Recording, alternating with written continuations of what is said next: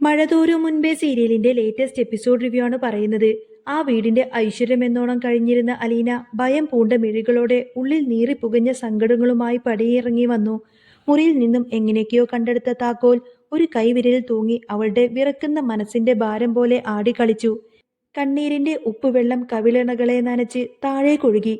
അവളുടെ വരവ് ആ വീട്ടിലെ അധികാരത്തിന്റെ സിംഹാസനത്തിലിരിക്കുന്ന വൈജയന്തിക്ക് ഒരു വിജയം കുറിക്കുന്ന ദൃശ്യമായിരുന്നു. അലീനയെ കണ്ട മാത്രയിൽ വൈജയന്തിയുടെ ശബ്ദം ഒരു വാളിന്റെ മൂർച്ചയോട് അന്തരീക്ഷത്തിൽ തറച്ചു. എന്താണ് നീ ഇങ്ങനെ മോങ്ങിക്കൊണ്ടിറങ്ങി വരുന്നത്? ചാവി കിട്ടിയില്ലേടി? അലീനയുടെ ശബ്ദം ഇടറി. ആ മാഡം, കിട്ടി. എന്നിട്ടെവിടെ അത്? എന്നിട്ടെവിടെ? എന്നിട്ടത് വേടിച്ചിട്ട് വാതിൽ തുറക്കുന്നുണ്ടോ? എന്താ, പോവുകയാണോ? ഇല്ലേ? വൈജയന്തിയുടെ വാക്കുകൾ തീവ്രമായിരുന്നു. അലീനയുടെ ഉള്ളിലെ ആശങ്ക ഒരു പൊട്ടിത്തെറിയായി പുറത്തു വന്നു. തകർന്ന ഹൃദയത്തോടെ അവൾ നിലവിളിച്ചു.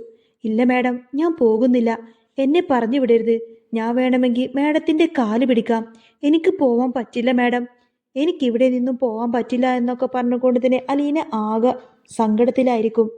എന്നാൽ ആ പാവം പെൺകുട്ടിയുടെ അപേക്ഷ വൈജയന്തിയുടെ ഇരുമ്പ് മനസ്സിൽ ഒരു ചലനവും ഉണ്ടാക്കിയില്ല. പകരം പരിഹാസവും ക്രൂരതയും നിറഞ്ഞ ഒരു ചിരി ചുണ്ടിൽ വിടർത്തിക്കൊണ്ട് തന്നെ വൈജയന്തി പ്രതികരിച്ചു. എന്ത്, നിന്നെ പറഞ്ഞു വിടരുതെന്നോ? ഇത്രയും നേരം നീ ഇതൊന്നും അല്ലല്ലോ പറഞ്ഞുകൊണ്ടിരുന്നത്. മര്യാദക്ക് ഇവിടെ നിന്നും ഇറങ്ങിപ്പോയിക്കൊള്ളണം. ഇനി ഒരു നിമിഷം പോലും നിനക്ക് ഇവിടെ നിൽക്കാൻ പറ്റില്ല. വൈജയന്തിയുടെ കയ്യിലൊരു അഹങ്കാരത്തിന്റെ വീശൽ വന്നു. അലീനയുടെ നേർക്ക് കൈ ഓങ്ങിക്കൊണ്ട് തന്നെ അവർ ഭീഷണിപ്പെടുത്തി. ദേ, നിന്റെ അടവൊന്നും ഇവിടെ എന്റെ അടുത്ത് നടക്കില്ല കേട്ടോ. അങ്ങനെ വൈജയന്തി ദേഷ്യപ്പെട്ട് അലീനെ ഇങ്ങനെ അടിക്കാൻ ഓങ്ങുന്ന ആ നിമിഷം തന്നെ ഉമ്മറക്കോണിയുടെ ബാൽക്കണിയിൽ നിഴലായി നിന്നിരുന്ന ബാലചന്ദ്രൻ എന്ന വീട്ടുടമ ശബ്ദം പോലെ താഴേക്ക് വന്നു. വൈജയന്തി വളരെയധികം ദേഷ്യത്തോടു കൂടെ തന്നെ അലീനയുടെ കർണം പുകക്കാൻ വേണ്ടിയിട്ട് ഇങ്ങനെ അടിക്കാൻ ഓങ്ങുന്ന ആ നിമിഷം തന്നെ ഈ ഒരു ശബ്ദവും കേട്ടുകൊണ്ട് തന്നെ ബാലചന്ദ്രൻ താഴേക്ക് വരും. വൈജയന്തിയുടെ അധികാരത്തിന് മീതെ ഒരു വെല്ലുവിളിയായി തന്നെ ആ വാക്കുകൾ. നീ തൊട്ടു പോവരുതവളെ. ബാലചന്ദ്രന്റെ ഇടപെടൽ വൈജയന്തിയെ രോഷാകുലയാക്കി. അനിയന്ത്രിതമായ ദേഷ്യത്തോടെ തന്നെ അവർ പറഞ്ഞു. എന്തായാലും ഞാൻ ഇവിടെ നിന്നും പറഞ്ഞയച്ചിരിക്കും. ഇല്ലെങ്കിൽ പിന്നെ എന്റെ പേര് വൈജയന്തി എന്നല്ല. ബാലചന്ദ്രൻ പറയുന്നത്. അല്ലെങ്കിലും നിന്റെ പേര് അതൊന്നുമല്ല. നിന്റെ പേര് ഞാൻ കൊല്ലപ്പള്ളിയിലെ പട്ടിക്കിട്ടു കൊടുത്തിരിക്കുകയാണ്. ആ സ്ഥാനമേ നിനക്ക് ഈ വീട്ടിലുള്ളൂ എന്നുള്ള ഓർമ്മ നിനക്ക് ഉണ്ടായിരിക്കണം. ബാലചന്ദ്രന്റെ വാക്കുകൾ അത്യധികം വൈജയന്തിയെ വേദനിപ്പിക്കുന്നതായിരുന്നു. അലീനയുടെ പക്ഷം പിടിച്ചുള്ള ഈ ഒരു പോരാട്ടം വൈജയന്തിയുടെ ആത്മാഭിമാനത്തെ ചോദ്യം ചെയ്തു. ഓ, നിങ്ങൾ ഇത്രയൊക്കെ പറയാനായോ? ഇവൾക്ക് വേണ്ടിയിട്ട് എന്റെ ആങ്ങളെയും എന്നെയും ഒക്കെ തള്ളിപ്പറയാൻ മാത്രം നിങ്ങൾ വളർന്നുവല്ലേ? വൈജയന്തി തിരിച്ചടിച്ചു. ആ വീടിന്റെ മുറ്റം ഒരു യുദ്ധക്കളമായി മാറി. പരസ്പരം വിട്ടുകൊടുക്കാതെയുള്ള വാഗ്ദാനങ്ങൾ. ഇതിനിടയിൽ മനസ്സ് മാറി നിന്ന് നിസ്സഹായയായി കരയുന്ന അലീന. വൈജയന്തിയുടെ ഉള്ളിൽ പ്രതികാരത്തിന്റെ കനലുകൾ ആളിക്കത്തി. ഒന്നുകിൽ ഇവൾ ഇവിടെ വേണം, ഒന്നുകിൽ ഇവൾ, അല്ലെങ്കിൽ ഞാൻ. ഇവളെ ഇന്ന് ഞാൻ എന്തായാലും ഇവിടെ നിന്നും പുറത്താക്കിയിരിക്കും. രണ്ടിലൊന്ന് അറിഞ്ഞിട്ട് ഞാൻ ഇന്ന് അടങ്ങി നിൽക്കുള്ളൂ. വൈജയന്തി ദേഷ്യപ്പെടുന്ന സമയത്തിന് ബാലചന്ദ്രൻ മറുപടി പറഞ്ഞു. കാണാം, ആരുടെ തീരുമാനങ്ങളാണ് ഇവിടെ നടക്കാൻ പോകുന്നത് നമുക്ക് കാണാം. തുടർന്ന് വൈജയന്തി കോപത്തോടെ അകത്തേക്ക് കയറിപ്പോയി. ബാലചന്ദ്രനും മുകളിലേക്ക് കയറിപ്പോയി. എല്ലാം കഴിഞ്ഞിട്ടും എന്ത് ചെയ്യണമെന്നറിയാതെ, എങ്ങോട്ടേക്ക് പോകണമെന്നറിയാതെ അലീന തന്റെ ബാഗും എടുത്ത് വിഷമിച്ചു നിൽക്കുകയായിരുന്നു. ബാലചന്ദ്രൻ സത്യങ്ങളെല്ലാം തന്നെ മനസ്സിലാക്കിയത് കൊണ്ടാണ് അവൾക്ക് അവിടെ പിടിച്ചു നിൽക്കാൻ സാധിച്ചത്. എന്നാൽ ഈ സത്യം ആരോടും തുറന്നു പറയാനൊന്നും അവൾക്ക് സാധിക്കുമായിരുന്നില്ല. ആരും അത് വിശ്വസിക്കില്ല എന്ന ചിന്ത അവളെ തളർത്തിക്കളഞ്ഞു.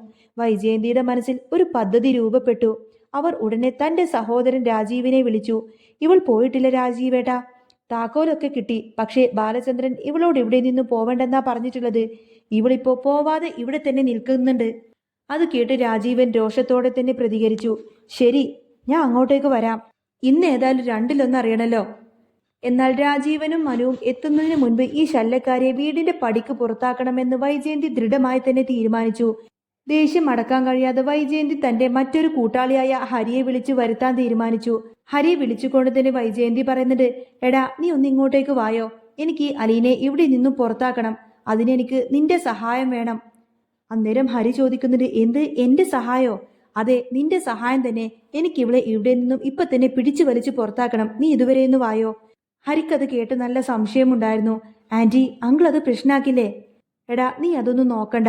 അങ്കിളൊന്നും ഒരു പ്രശ്നവും ആക്കില്ല. അതൊക്കെ ഞാൻ നോക്കിക്കോളാം. നിനക്ക് ഇവിടെ ഒന്ന് വരാൻ പറ്റുമോ ഇല്ലയോ? ആന്റിയുടെ വാക്ക് കേൾക്കുന്ന സമയത്തിന് ഹരി സമ്മതിച്ചു. അതിനെന്താ ആന്റി, ഞാൻ വരാലോ. പൂർണ്ണമായും ദുഷ്ടലാക്കോടെ പ്രവർത്തിക്കുന്ന ഹരി ഉടനെ തന്നെ അവിടേക്കെത്തി. ഒരു മുന്നറിയിപ്പും കൂടാതെ ഹരി അലീനയുടെ പെട്ടിയും കിടക്കയും വലിച്ചെറിഞ്ഞ് റോട്ടിലേക്ക് വലിച്ചെറിഞ്ഞു. എന്താ ചെയ്യുന്നത്? എന്റെ സാധനങ്ങളൊക്കെ അവിടെ വെക്ക്, അലീന നിലവിളിച്ചു. ഈ സമയം ബാലചന്ദ്രനെ റൂമിനുള്ളിലിട്ട് പുറത്തുനിന്ന് പൂട്ടിക്കൊണ്ട് തന്നെ വൈജയന്തിയും ബബിതയും ഹരിതയും ചേർന്ന് അലീനയെ പിടിച്ചു വലിച്ചു പുറത്തേക്ക് കൊണ്ടുവന്നു. കൃഷ്ണമോൾ അവരെ തടയാൻ കണിഞ്ഞു ശ്രമിച്ചു. വേണ്ട അമ്മേ, വേണ്ട, ഇങ്ങനെയൊന്നും അലീന ചേച്ചിയോട് ചെയ്യരുത് എന്നൊക്കെ പറഞ്ഞുകൊണ്ട് തന്നെ കൃഷ്ണമോൾ നിലവിളിക്കാൻ തുടങ്ങി. പക്ഷേ വൈജയന്തി കൃഷ്ണമോളെ ഒതുക്കി നിർത്തി. മുത്തശ്ശി എഴുന്നേൽക്കാൻ വയ്യാത്ത അവസ്ഥയിൽ കിടക്കുകയായിരുന്നു. ബാലചന്ദ്രനെ പൂട്ടിയിട്ടിരിക്കുന്നു. മനുവും രാജീവനും എത്തുന്നതിനു മുൻപ് അലീനയെ അവിടെ നിന്നും പുറത്താക്കുക എന്നൊരൊറ്റ ലക്ഷ്യത്തോടെയാണ് അവർ ആ പാവം പെൺകുട്ടിയെ വീടിന്റെ വാതിൽക്കൽ നിന്നും പുറത്തേക്ക് തള്ളിവിട്ടത്. നാട്ടുകാർ നോക്കി നിൽക്കെ അലീന കരഞ്ഞുകൊണ്ട് തന്നെ അവരോട് അപേക്ഷിച്ചു. ഇങ്ങനെയൊന്നും ഒരിക്കലും എന്നോട് ചെയ്യരുത് മാഡം, പ്ലീസ് മാഡം. എന്നാൽ ഒരു കണ്ണീരിന്റെ നനവ് പോലും ഇല്ലാതെ സ്വന്തം മകളോട്, സ്വന്തം മകളാണെന്ന് അറിയില്ലെങ്കിൽ പോലും വൈജയന്തിയും കൂട്ടരും ക്രൂരമായി തന്നെ അലീനയോട് പെരുമാറി. വിജയത്തിന്റെ ആഹ്ലാദത്തിൽ അവർ അലീനയെ മുറ്റത്തേക്ക് തള്ളിവിട്ടു. നാട്ടുകാരുടെ മുന്നിലൂടെ റോഡിലേക്ക് ഉന്തിവിട്ട ആ നിമിഷം അവൾ മഴ നനഞ്ഞു റോഡിൽ വീണു. വൈജയന്തി, ബബിത, ഹരി എന്നിവർ വേഗം ഗേറ്റ് അടച്ച് അകത്തേക്ക് കയറിപ്പോയി. കൃഷ്ണമോൾ ഈ കാഴ്ചയെല്ലാം കണ്ട് നിസ്സഹായയായി നിന്നു. ബാലചന്ദ്രനാണെങ്കിൽ മുകളിലത്തെ റൂമിലിരുന്നു കൊടുത്തിന് റൂം തുറക്ക്, റൂം തുറക്ക് എന്നിങ്ങനെ നിർത്താതെ ആക്രോശിച്ചുകൊണ്ടിരുന്നു.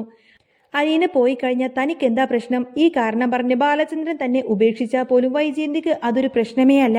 അലീന ഈ വീട്ടിൽ നിന്നു കഴിഞ്ഞാൽ അത് തന്റെ പ്രസ്റ്റീജ് ഇഷ്യൂവാണ് എന്നൊരൊറ്റ ചിന്തയിൽ ഒരു കണ്ണീര് ചോരയുമില്ലാതെ വൈജയന്തി തന്റെ ലക്ഷ്യം പൂർത്തിയാക്കി.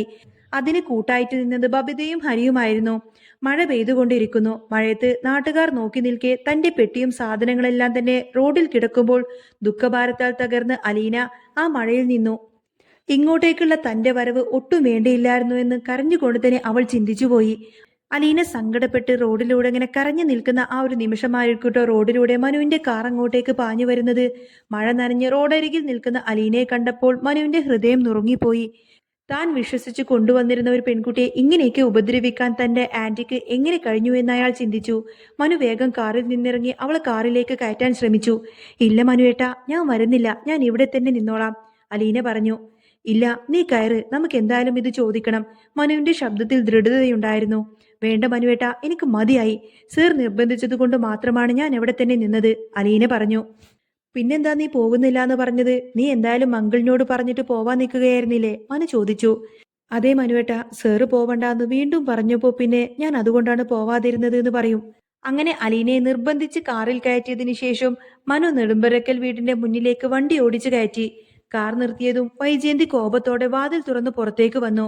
കാറിൽ നിന്ന് അത്ര തന്നെ ദേഷ്യത്തോടെ മനു ഇറങ്ങി വൈജയന്തിക്ക് നേരെ നോക്കി. ചോദ്യങ്ങളാൽ മനു വൈജയന്തിയെ വളഞ്ഞു. ആന്റി, ആന്റി എന്തു പരിപാടിയാണ് ഈ കാണിച്ചത്? അങ്ങനെ ഇവളെ വലിച്ചെറിഞ്ഞ് കളയാൻ മാത്രം ഇവളെന്താ ആന്റിയുടെ വല്ല പട്ടിയോ പൂച്ചയോ ആണോ? അങ്കിൾ എവിടെ? ആന്റിക്ക് തോന്നുന്നതൊക്കെ ചെയ്യാനുള്ള ഒരാളൊന്നുമല്ല ഇവള്.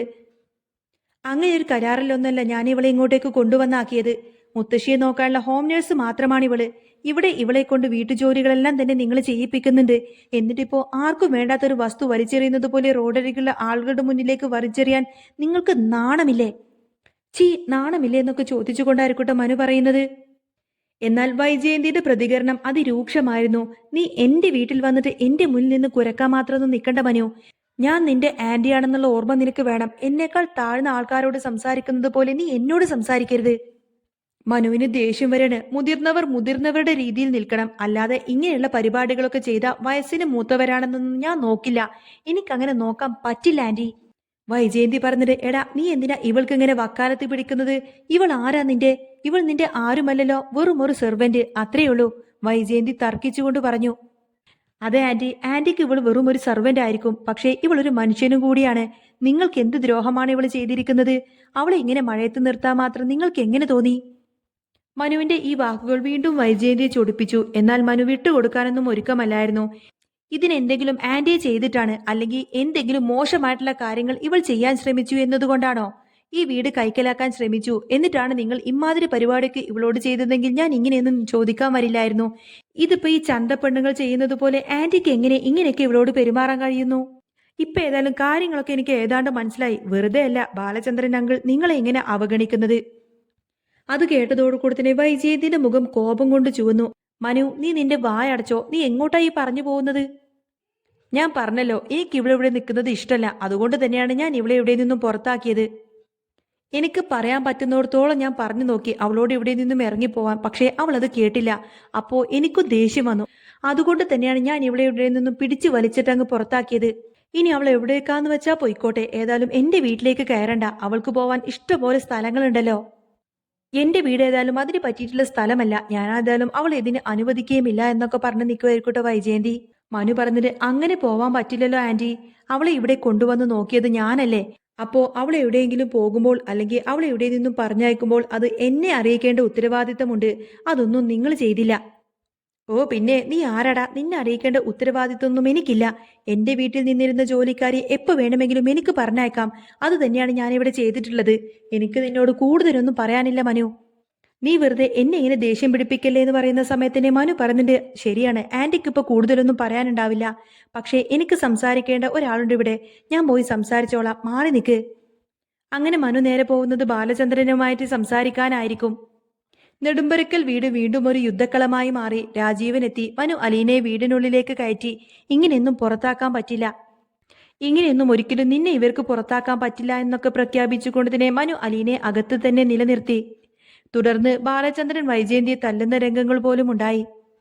മനു ബാലചന്ദ്രനോട് സംസാരിക്കാൻ വേണ്ടിയിട്ട് ഡോറ് തുറന്നു കൊടുക്കുന്ന സമയത്തിന് അലീനയോട് വളരെ ക്രൂരമായിട്ടാണ് വൈജയന്തി പെരുമാറിയത് എന്നുള്ള കാര്യമെല്ലാം തന്നെ ബാലചന്ദ്രൻ തിരിച്ചറിയും.